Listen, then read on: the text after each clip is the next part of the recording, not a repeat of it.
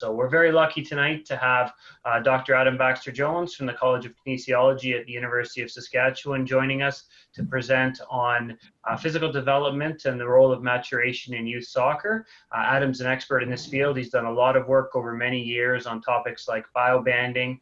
He's been involved in long-term longitudinal studies, as well as some work with the FA in England in terms of different ways to be able to classify players based on their maturation. So without further ado, I pass you over to Dr. Adam Baxter Jones. Okay, well, thanks everyone for taking time out of your busy schedule to join us tonight. I very much appreciate Canada Soccer's support of the work that I'm doing.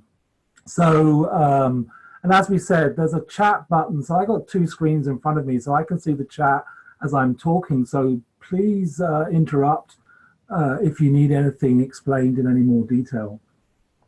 So you should have in front of you a slide that's basically the introduction, and it has a picture of a young kid holding a soccer ball. That's me at 6 years of age, and obviously one of the biggest differences, not just the kit, but the ball itself, which in those days was leather and fairly heavy to hit, and even worse when it was raining. So that's background. I'm just going to move forward with technology. I did share with you a piece of work that was published in 1995, and this was related to the work that I was doing in the UK, working with the Scottish FA and the English FA, and a variety of other sports organisations. And as you can see from the title, this was Growth and Development of Young Athletes, and I shared this with you. And you know, you don't need to have read it for this presentation, but hopefully it should give you some maybe sort of more theoretical background to what we're going to discuss today. As I said, this was an idea that I was sort of pushing, and I'm not the first to push it, but this was back in 1995. So where are we sort of 23 years later? Well, in November of 2016, in UEFA's magazine, the front cover talked about this whole issue. And as you can see from the title here, bigger shouldn't mean better. And within that, and if you can get a copy of it, it's well worth reading. This all came about with the idea that perhaps children shouldn't be just playing games against each other of the same chronological age, but perhaps there's a better way of doing this, so we can allow size not so much to influence performance. This slide here, and I've shown you a picture of a group of under 11 years of age. This is a rugby team. And what you can see here, the boy in the center holding the rugby ball is an average height for his age. But you can quite clearly see that there are distinct differences between the person on the right-hand side, the smallest, and the person on the left-hand side, the tallest. So when you are choosing someone for a game, and especially a game, this is rugby, but soccer's the same, where performance is influenced by physical development or more, you know, bigger physique, then the likelihood is that the guys to the left, the taller guys, are more likely to be chosen than the guys to the right, the smaller guys. Now, the problem is we don't actually know where they are in terms of their growth. This is just a sort of snapshot at 11. We don't know where they come from, and more importantly, we don't know where they're going. So it could perhaps be that the small child at the far right-hand side is actually the one with all the skill and all the talent. But the fear is that they may be overlooked through the sport because they don't get the opportunity, i.e. if you're tiering sports at an early age, such a child could drop out. This is a book that I can recommend to all of you as well, by Stephen Hall, a journalist. And really what he's put here is, does size matter? With the running title, How Height Affects the Health, Happiness and Successes of Boys and the Men They Become. And this is really just sort of an insight that we live in a sort of world where tall is good and short is small. That's really what this book is getting at. And so in our example, from the sporting example, of course, You know, we have the very tall basketball players at one end of the spectrum, and we have the very small gymnasts at the other. And the question really is, how did they get to where they are in terms of stature? This is a photo that Dave Nutter shared with me from the Saskatoon under-14 boys, which clearly illustrates that huge difference. Two boys playing against each other and a dramatic difference in size. And that's really what I'm going to talk about tonight, is to try and get you to have an understanding of how we get, in terms of growth, to being tall or short for a certain age. So the learning objectives of this module then are to understand how size influences performance. As I said, to understand why some kids are bigger than others. And then I want to talk to you about differences between age, or chronological age, and maturity age. And then just for you to really understand how children grow. So I'm going to give you a brief, 101 introduction to growth. And then finally, just give you some examples of how to actually measure maturity in the groups that you have.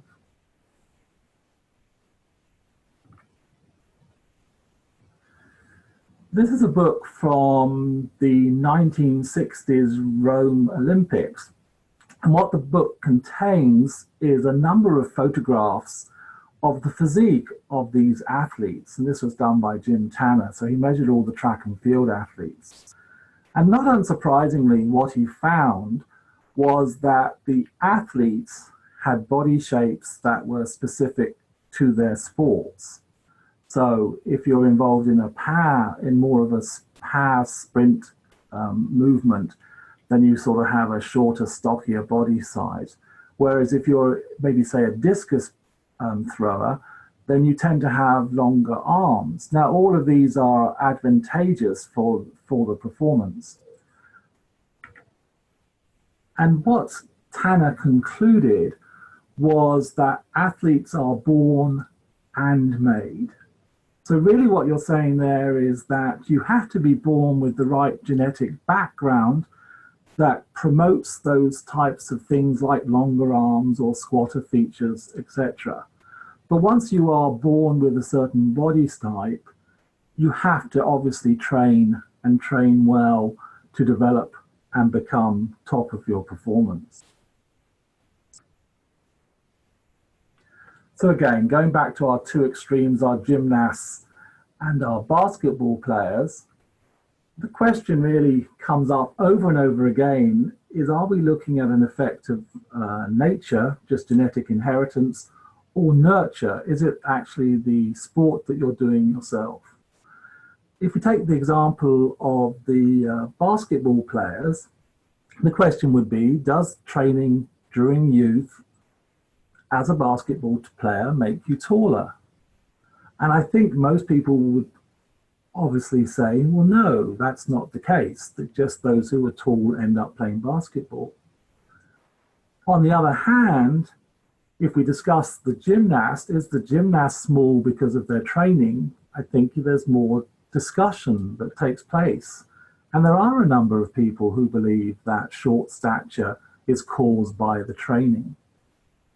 And I suppose, my question to you then is, why would training make someone short and at the same time not make someone tall? So if we first of all look at nature, and I'll give you a second to read what's written on the slide here. This is some words by Charles Darwin from The Descent of Man. And what he's really saying is that some people are born small and some people are born tall, and that this is purely through inheritability, so just an effect of nature.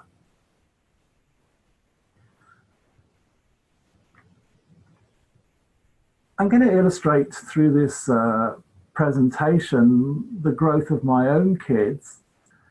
And here we have on the left-hand side Lackland. This is 2009. So he was born in 1997, so we have, what, 12 years of age here. And then his brother, who's 2 years younger, was born in 1999. So here they are, standing together in 2009. They come, obviously, well, I hope they do, from the same parents. Well, they definitely come from the same mother anyway, we know that for certain. And as you can see, there's a difference in stature between myself and my wife. And so the stature that my children are going to inherit is going to be directly related to that. If we move on in time, I'm sorry, I should say that Dougal and Lachlan have switched sides in these pictures. Now, from 2011 to 2018, Dougal's on the left-hand side, Lachlan's on the right-hand side. But what you can quite clearly see is that as we move through time, or if we look at 2018, they've actually ended up being exactly the same size. However, in 2012, they were quite close. The other thing which may be not so evident from these pictures is that Lachlan has a different physique. He's very thin, whereas Dougal is more muscular. So again, these are just inherited traits. They both had the same background, had the same environment, did the same sports, etc. So this leads us on to nurture. So this is the idea that somehow that exercise can influence size and size attained. And this is not, as I say, is not a new idea. This is a quote I've taken from Darcy Thompson, who was writing in the 19th century. And really what he was explaining there was that although evolution plays a role, you cannot ignore that the determinants of form and structure are related to the laws or physical laws and the mechanics of the body. So really what you're saying is, as you're training, that there is some sort of effect on growth. And he in fact suggested that stature was related to exercise. So if you weren't exercising, then you could have a retardation in your obtained stature. So those are the two views that we're looking at: the genetic heritability of growth, as opposed to the effect of an outside influence such as exercise on growth. And of course, in sport, you know, the role of physical dominance. And I'm going to use a few pictures from ice hockey just to sort of illustrate the point here. So here, we have the Boston Bruins, and we've got the big guy at the back. You know, he's going to obviously play an important role in performance. His size is going to play an important role. So that's in the adult game. If we look in the youth game then, looking at the importance of physical dominance at age 12. So here we have two hockey players, both age 12, but obviously you can see one is basically on the right-hand side is virtually the mature adult stage of that age, whereas the boy at the left is still got a lot more growth to go. And obviously this is the situation that you're going to have in a number of your teams, that, there is going to be considerable difference between people's physiques. But we want to ensure that physique isn't everything when it comes to, choosing people for teams, etc. I started my working life working for the UK Sports Council back in the 1980s. And at that time, they had a motto which was basically sport for all. This paper here was a paper by Colossi in 1993, I think. I can't remember the exact time. But what this author did was he measured all the Olympic Games participants in Montreal in 1976. And what he found was that in the majority of sports where size added performance, that they tended to be tall. They were, on average, taller than the average person. And what he also noted was that those who actually won the medals were even taller. So the athletes as a group were tall, but those who won the medals were the tallest of that group. And in this paper, he concluded that it indeed was surprising that so many enjoyable sporting activities are kept to the exclusive preserve of the very tall. And so, as I said, so whereas we had in the UK a motto that was sport for all, you know, at the elite level, the motto seemed to be sport for tall. And if we take the example of Wayne Gretzky, he's 6 foot tall. At the time that he was playing, the average player was 6'1". So the average height for an individual is closer to about 5'9". And I'm illustrating this on the blue square, the graph that's illustrated here. There is a line that runs through this in the middle, and this is called what's known as a 50th centile. So if you have someone's height, you can plot them on this chart, and the 50th centile, the 50, represents what an average height is from the ages of 10 to 19 as shown on this graph.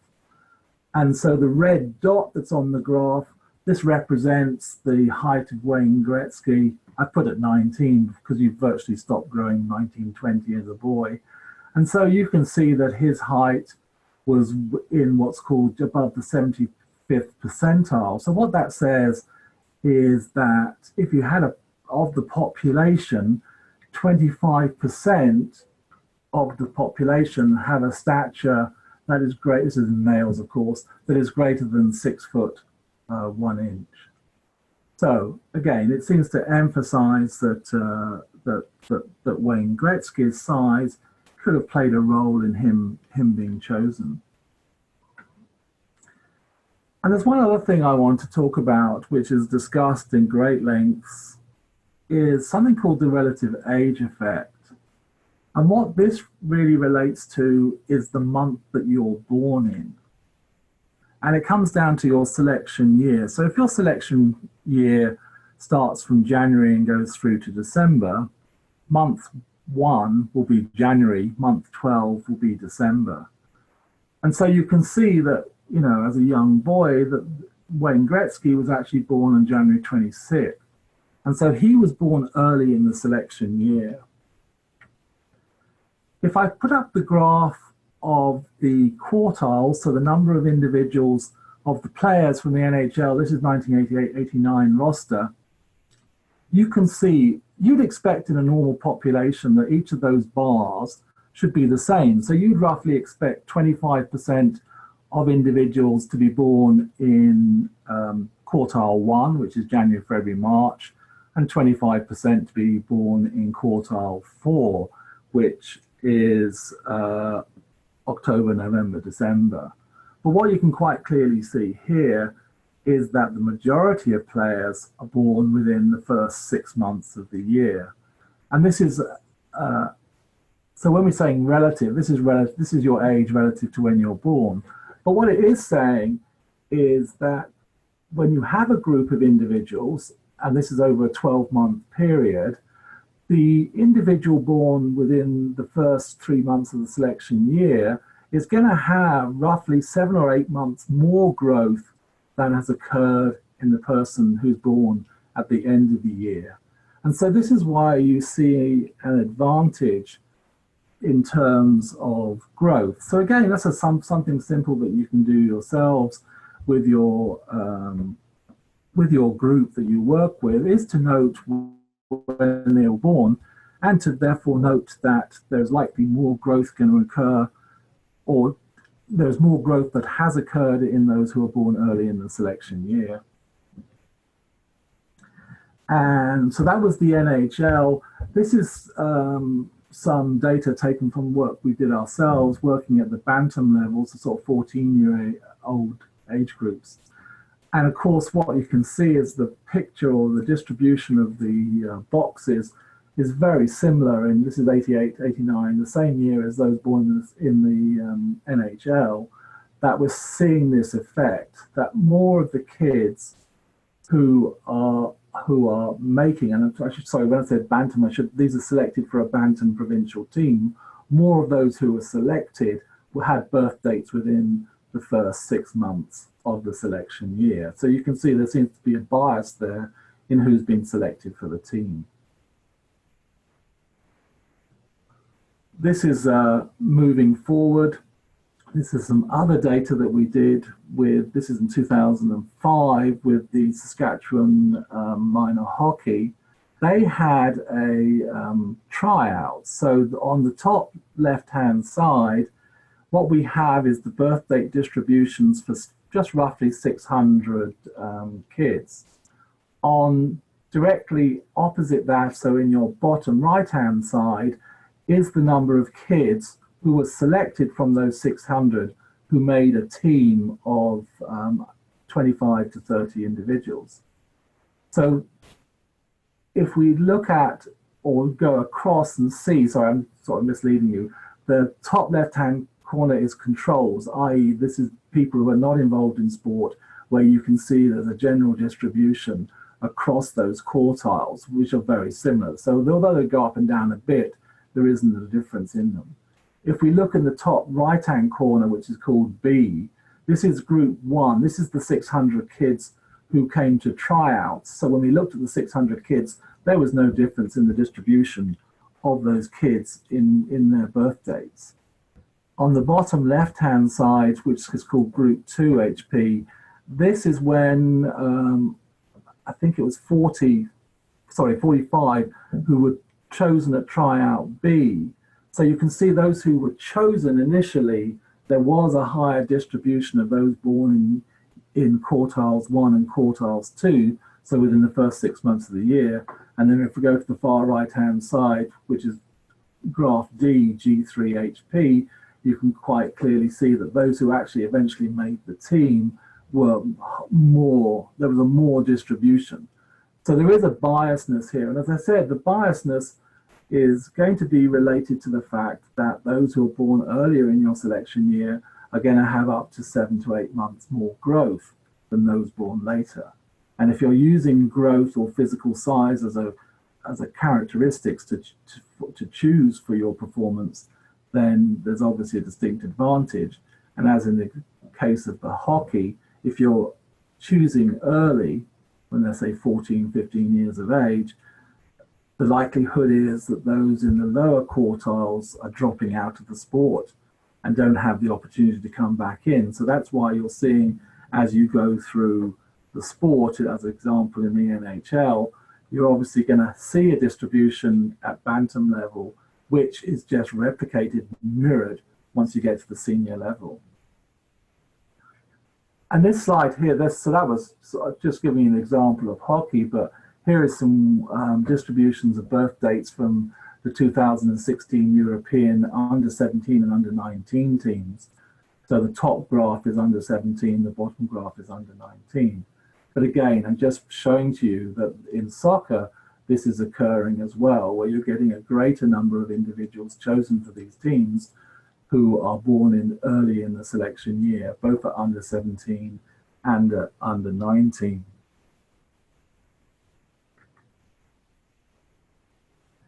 So I suppose the question is, does birth month predict success? And this graph here is just taken from some work that I did in the UK back in the 1980s. And we looked at different sports here. We have on the far left-hand side, soccer, tennis players, swimmers and gymnasts. And the red bar represents those born in the first 3 months, the first quartile, the blue bar, the second quartile, the purple at the end, the last quartile. And the soccer people that we were working with, they were had signed youth teams forms with English Premier League teams. And so you can see this in terms of percentage, over 60% of those soccer players were born within the first 3 months of the selection year. So the bias, the selection had already occurred. You're seeing a similar pattern in tennis. But if you look at gymnastics, you're just getting an even distribution of birth dates. So of course, in gymnastics, when you're talking about small size, basically giving you a competitive advantage, again, that would seem to illustrate why you're not seeing that in the soccer players. So again, I just want you to be aware that, this effect of birth date is a real effect, and it's something that needs to be looked at as you're working through with the kids. So again, so why is the early person, the person born in the early years, at such an advantage? Well, of course, I'm giving you a classic example here. These two boys are both age 14, and of course, the boy on the right-hand side, who's tall for his age, obviously has such an advantage in the sport that they're always going to be chosen over the shorter kid.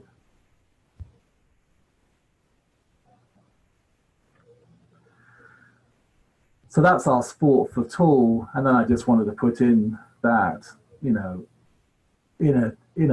a sport like gymnastics, obviously small stature is something that is advantageous, and this is obviously taken as the Japanese. This was from the Japanese World Championships, the gold medal winners, all very similar in stature.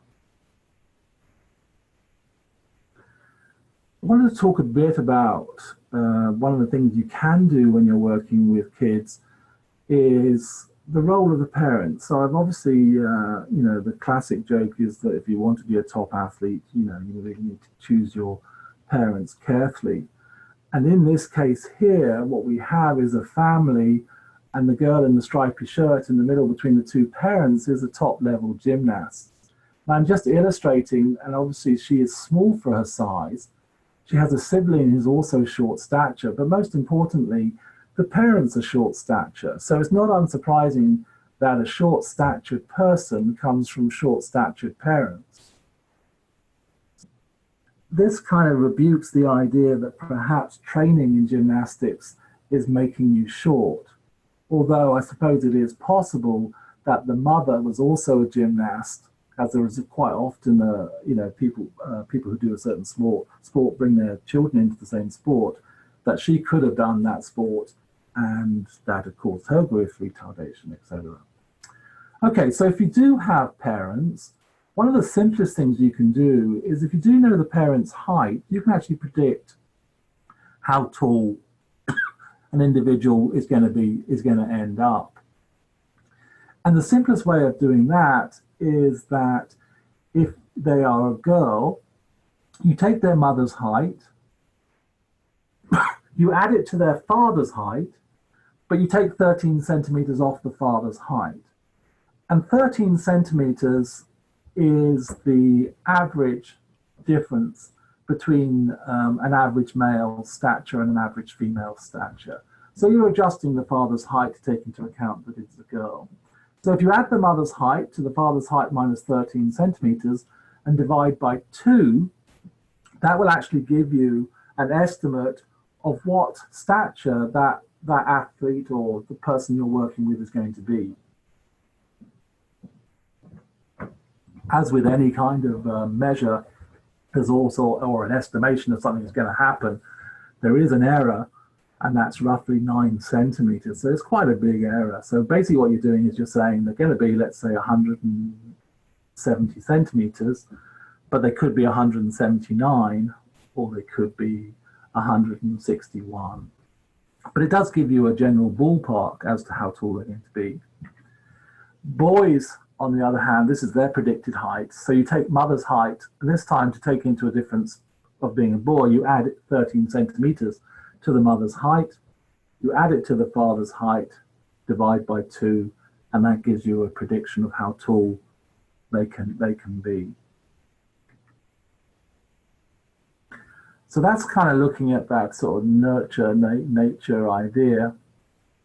What I'm going to just finish off with then the last 30 minutes or 20 minutes, 25 minutes or so, is the idea of chronological age versus maturational age. And again, these are photos from soccer, under 14 girls, and I'm not sure what age the UEFA direct is, but probably about 12 years of age. Again, just illustrating that when we talk about chronological age and maturation age, what we're really talking about is the years from birth in terms of age, and then secondly, the years from maturity. So everyone follows the same pattern of growth, but you end up taking longer. And that's what I'm going to talk about now and just sort of explain growth, a quick overview of what happens in terms of growth. So if we think about growth as a journey and think about it as a train journey, we have a starting station and we have an end station. And that can be illustrated here. I'm just showing you the average. This is data taken from the 17th, 18th century, but I use that data just to, this is the first ever recorded measure of a child's growth. But the point is that children today still grow in exactly the same way. So if we start at birth, you can see they're roughly 60 centimeters. And then about 18 years of age, when they're finishing growing, they've reached about 187 centimeters. And so in terms of our journey then, we're going from birth through to 18 years of age. What you can see from this line is it's not a straight line, so you don't grow the same amount each year. There are lots of curves throughout the line, so you go in growth spurts. Sometimes you're growing little, sometimes you're growing more. So if we look at the milestones in the journey of growth, just illustrating here people at different ages, the boy, these are some people from my own studies, the boy picture at 14 years of age, at 21 years of age, that's the same kid. When you're at 8, I mean, I've sort of put down here at 8 weeks, you're 3 centimeters in length. Really what we're interested in is at birth, roughly 50 centimeters. These are all averages. By 2 years of age, you're roughly about 88 centimeters. And then, as I said, 14, 160, eventual 21 years of age, you finish growing. So if we look at these in terms of percentages, when you're born, you're roughly 30% of your eventual adult height. At 2 years of age, in boys, you're roughly 50% of your average height. In girls who grow earlier, you're 50% at 18 months. And then at 14 years of age, when you're going through peak growth, you're 92% of your final adult stature. So actually using, and everyone grows the same. I say the timing's different, the tempo is different, but in general, when you reach these milestones in the journey of growth, everyone follows the same pattern.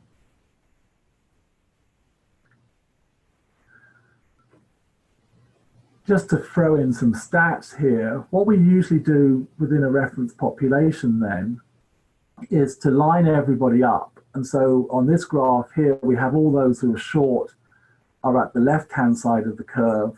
So that's 5% of them. And then the other 5% who are taller on the far right-hand side. And then in the middle, then you have this is what 50% of your population looks like. And so if you measure people and put them in these bandings, what you end up with is this growth chart of lines. So on the growth chart in front of you, you can see the curves of growth from 1 year of age up into 19 years of age. As I said before, the middle line represents the 50th centile. So if we look at our graph here, at 7 years of age, the average height is 120 centimeters for a boy. But as I said, 50% will be taller, 50% will be shorter. The lines that I've drawn on this graph are just illustrating that sort of 90%, 100%. So really, all I'm saying is that 2 years of age, you can see on the graph, 88 centimeters is the average. At 19 years of age, it's 176 centimeters. So again, that's rough, that's 50% of statural growth then occurs between 2 and 17 years of age. So here we have the centile chart again, but this time what I put on here is a dotted line. So you see that at each age there's a dot and those dots have been lined.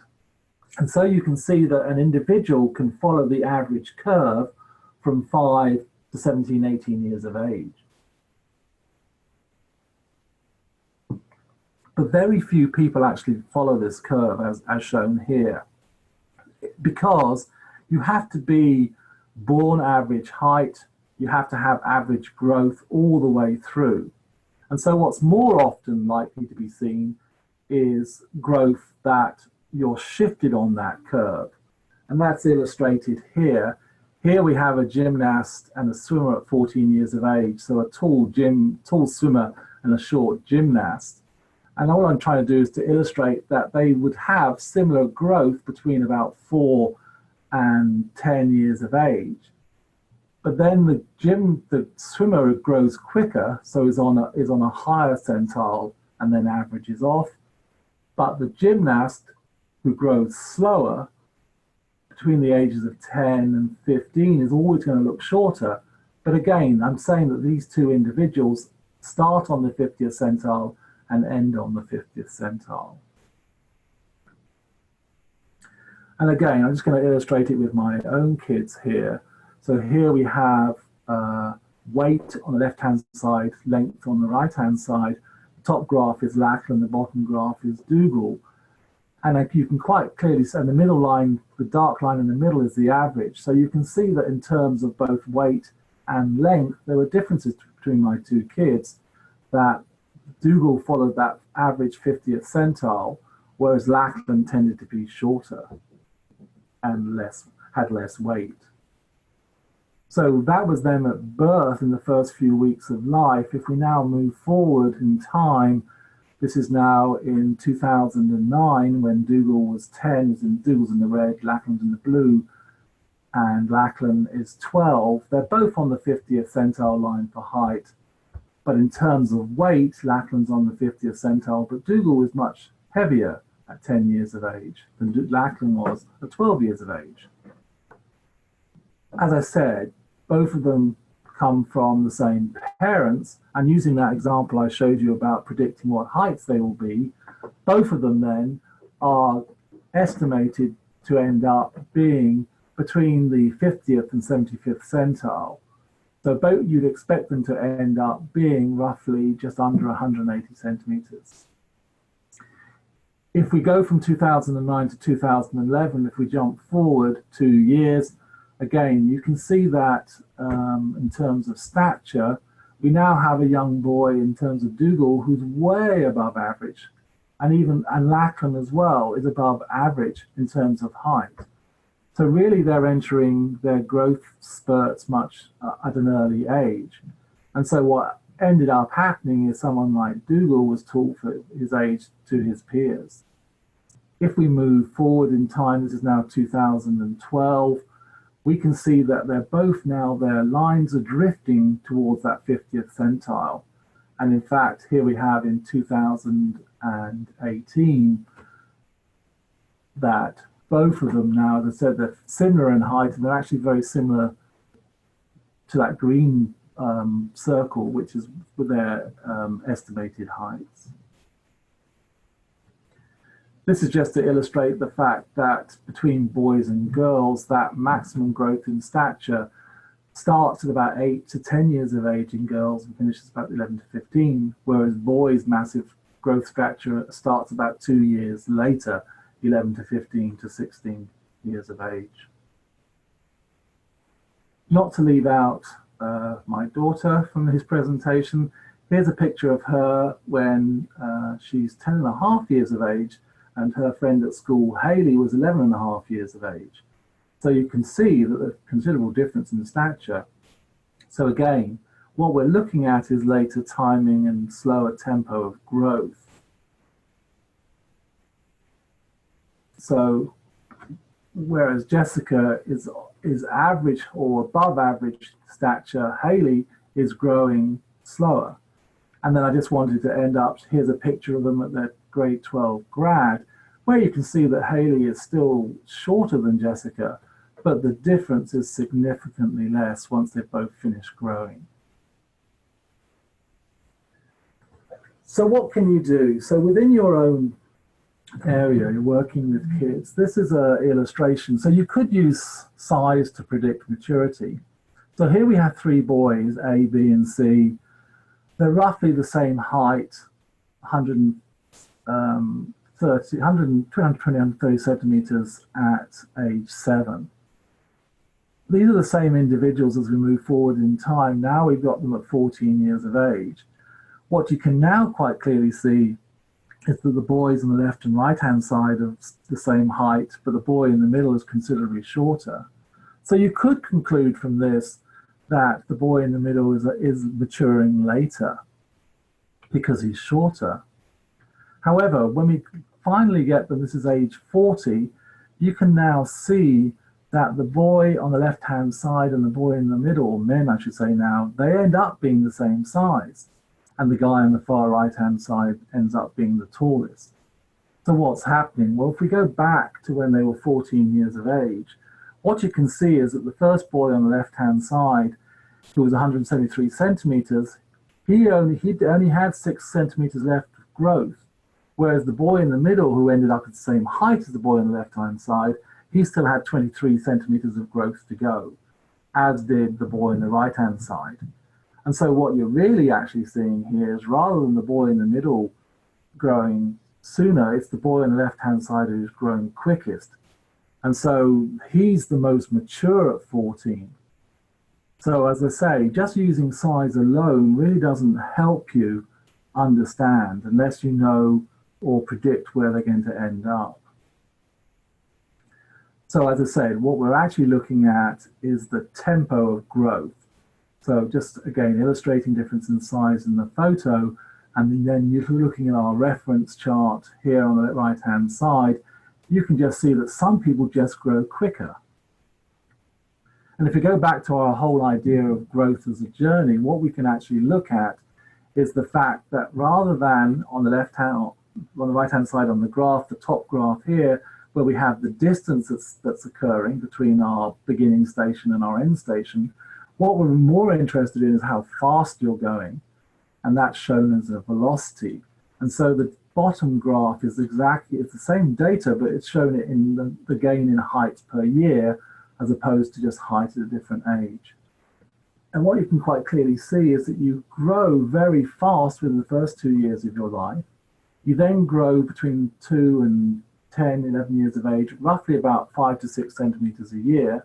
And then you have this maximum growth spurt in boys at 14, as I said, in girls about 2 years earlier at 12, where you're actually growing at 12 centimeters a year. And that's really what we need to look for when we're working with these kids, is to see, can we actually tell if someone's growing and if they're growing faster than their peers. And this is just showing it, that graph theoretically, just difference between boys and girls. And just illustrating the fact that boys actually grow for longer, so they stop growing at about 17, 18 years of age, whereas girls stop growing at about 15, 16 years of age. That the peak occurs 2 years earlier in girls, 12 compared to 14. And you can actually see that girls actually grow less, their actual velocity, 9 centimeters a year when they're growing fast, compared to 11 centimeters in boys. And some of this really explains that, why there's a difference between boys and girls, as I said to you earlier on, of 13 centimeters in difference in final attained average height. So let's just take those graphs and look at them with our illustration. Here we have Haley and Jess again. So what's happening is that in the terms of Jess, who's growing earlier, so let's say she's peaking at 12 years of age, she's peaking with a velocity of 12 centimeters a year. Now Haley, who peaks later, 16, 17 years of age, her velocity is only 8 centimeters a year. And I put this graph up just to illustrate that. What I should also say is that Haley's still growing at 18, 19 years of age, whereas Jess has stopped growing at 16, 17. And so if you peak early, you grow faster, but you don't end up, just because you're peaking early, end up being taller. There is a compensation in the velocity of growth. So what can we do about this? Well, one of the other things about growth that's interesting is that you grow in body proportion. And so it's illustrated on this slide here, we have a newborn. This is, these lines represent a final adult height. or percentage of final adult height. So I'm just trying to illustrate that as you're born with a very large head, but with an elongated torso compared to your leg length. So if we compare the newborn to the 25-year-old, you can see that in terms of proportionality, there's a big difference between their head size and their leg length. And I'm just going to illustrate that again in this slide here, just to illustrate the change. So from birth, the head, as I say, is roughly half its adult size. You reach adult head size at about 10, 11 years of age. Your trunk increases threefold from birth to adulthood. Your legs increase fivefold, and your arm length increase fourfold. The other thing you should be aware about growth is that it's from distal to proximal. So the first thing that actually grows is your hands and feet, then your arms, and then your trunk.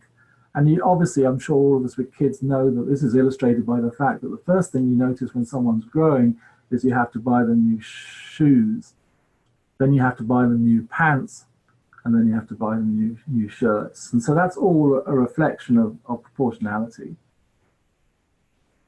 So one of the things that we did here at Saskatchewan was we noted the fact that on the graphs here, again, I'm illustrating in the dark black line is that peak height velocity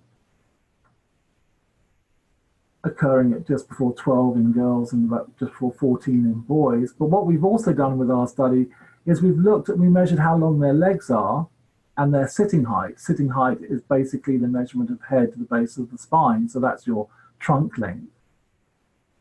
And so if you look at this, what you can see is that you first of all peak in leg growth, and then you peak in trunk growth. And this occurs the same in males and females, and is related to statural height. So one of the things that we've done, and this is, you can go online and look at this, is that if we know someone's gender, we know their date of birth and their date of test, that basically gives us their chronological age.